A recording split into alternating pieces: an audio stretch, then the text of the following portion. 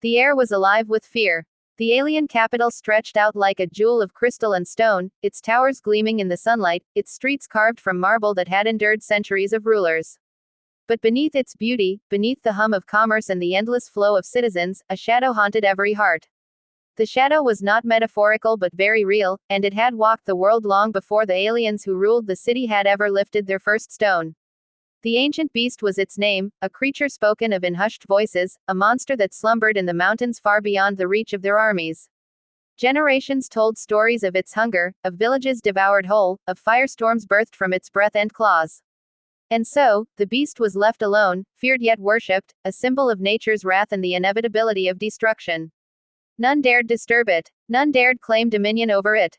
None, until the human arrived. The human was an anomaly, an outsider from a world considered barbaric by the proud alien rulers.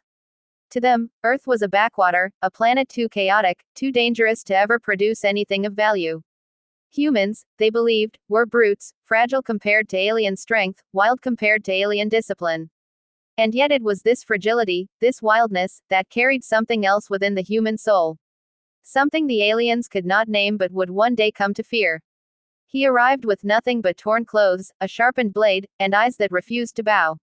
The aliens laughed at first. They jeered at his weakness, mocked his strange language, and dismissed him as another primitive wanderer who had somehow crossed the void of space. But there was one thing about him they did not laugh at. When he walked through their markets, when he stood in their crowded squares, when he passed their soldiers, he carried himself with an unshakable calm. A calm that belonged not to a man who had found peace, but to a man who had already walked through fire and lived. Whispers spread quickly about him. He spoke little, worked when he must, fought when cornered, and never once lowered his gaze. The aliens did not know what to make of him. They tried to force him into servitude, but he broke chains as if they were vines. They tried to beat him into silence, but he rose each time, bloodied yet unbroken.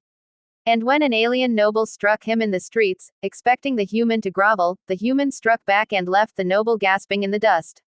For this, he was condemned, and the rulers laughed that such a punishment would be a spectacle worth remembering. They would not kill him outright. No, they would send him to the mountains, where the ancient beast roamed, and watch him vanish into the belly of legend. The day came with drums echoing across the capital. Thousands filled the plazas, their voices chanting as the human was marched in chains, guarded by armored warriors. He said nothing as he was paraded, his face calm, his eyes on the mountains beyond the city walls. The crowd believed they were watching a death sentence, a final march into oblivion. None returned from the beast's domain. Not hunters, not armies, not champions with blades forged of starlight. None. They threw rotten food at him, cursed him, and mocked his arrogance. Yet he walked with a strange grace, almost as if the punishment was not a sentence but a path he had chosen.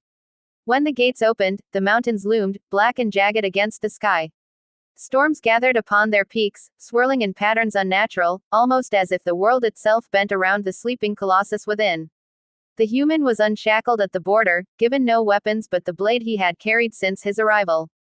A cruel joke, they thought, to allow him to carry steel into his death. The gates closed behind him, and silence swallowed him whole. Alone, he began his climb. The mountains were merciless. Winds howled like banshees, cutting into his skin, tearing at his strength. Paths crumbled beneath his feet, jagged stones slicing into his flesh. Days passed, nights colder than death itself, yet he did not stop. His body bore scars of every fall, every storm, every hunger, but still he pressed on. For he was not seeking survival. He was seeking the beast. And somewhere within his soul, he carried not fear but recognition. On the seventh night, when the stars burned red through the storm clouds, the ground trembled. Trees cracked in the distance, avalanches rolled down cliffs, and a roar split the heavens in two. The ancient beast awoke. It emerged like a god from the abyss, scales gleaming with fire, wings stretching wide enough to blot out the stars. Its eyes burned like suns, locking onto the tiny figure standing at the edge of the cliff. The human did not run. The human did not kneel. He stood, blade in hand, staring into the abyss with the same calm he carried into the city. The beast lowered its head, its breath a furnace that melted stone, its tusks dripping with venom older than the mountains themselves. One step and the ground cracked, 2 steps and the sky itself seemed to falter. It roared again, shaking the heavens, demanding surrender. And then, against everything known, against every legend told for centuries, the human did not raise his blade. He lowered it. He placed it into the ground, bowed his head once, and placed his hand upon the beast's snout. The world stopped. The beast inhaled, nostrils flaring with the scent of defiance. A pause stretched between them, a silence deeper than death. Then, impossibly, the beast did not strike. It did not devour. It did not unleash its fire. Instead, its head lowered further, and for the first time in memory, the ancient beast bowed. When dawn broke, the mountains echoed not with roars of destruction but with the thunder of wings. The citizens of the alien capital looked up in horror as the sky split open, a shadow blotting out the sun. The beast had come. Its wings shook the towers, its cry rattled the crystal spires, and upon its back, seated between the ridges of its neck, was the human. No chains bound him. No fear marked his face.